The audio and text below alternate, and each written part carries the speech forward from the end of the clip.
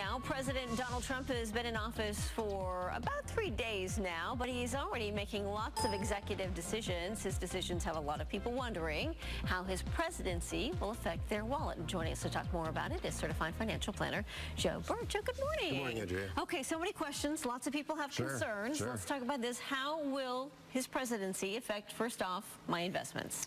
Well, first of all, he's been a big fan of eliminating taxation, which is good. I think if we can bring home the trillions of dollars that are overseas, I think it'll be good for American corporations.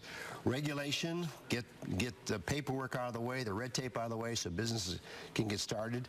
And litigation, you know, our courts are swamped with business lawsuits. So those three things combined, I think in the long run, can be beneficial on investments. Okay, you mentioned taxes. Yes. Taxes going forward, what sort of immediate effects or changes might we see? Well, we're hoping for tax simplification. You know, to do your taxes today, you need to be a PhD and an engineer. You are kidding, right? My goodness, yeah. So what we really want is some tax simplification and some relief, particularly for small business owners. Yes. Because the small business owners are the ones that generate a lot of the jobs in this country, and if we can do that, and he's also looking at things to improve for child care credits, give the working moms some breaks in that regard, and first of all, tax simplification I think is critical, and hopefully we get it. Will it be somewhere near like a flat tax, or will it be kind of a compromise? Well, it's always a compromise. You know, when you do taxes, it's a give and take situation, so it will be a compromise. Okay, income and job is, I know, are two top priorities for folks. Well, certainly if we can get the job market going by what he's been talking about. Now, this is going to be difficult because, you know, he campaigned on tariffs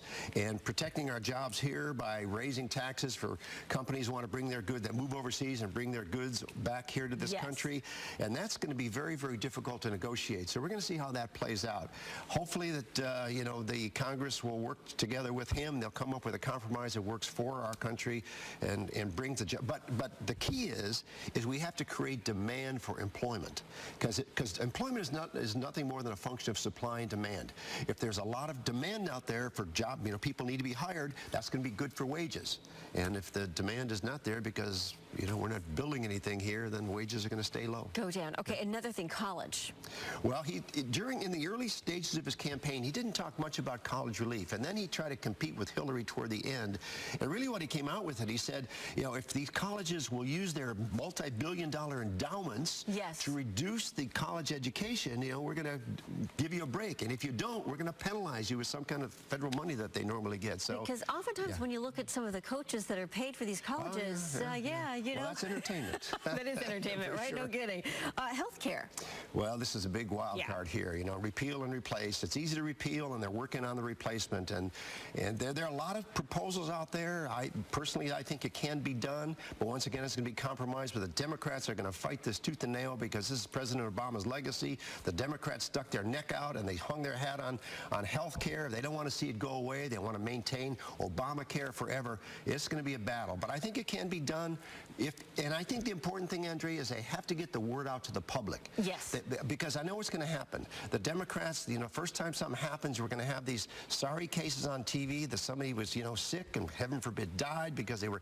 So it's going to be but he's got his Twitter account. And that's, I think, you know, Twitter is his lifeline. For how long, we don't know. Well, I think it'll be there for a long time because he's realized the power to it, and he's getting around the press, which is critical for him. Joe, great to see you. Where can people find you? Once again, Google me, 2 words, Joe Bert, B-E-R-T. All right, Joe, thank you.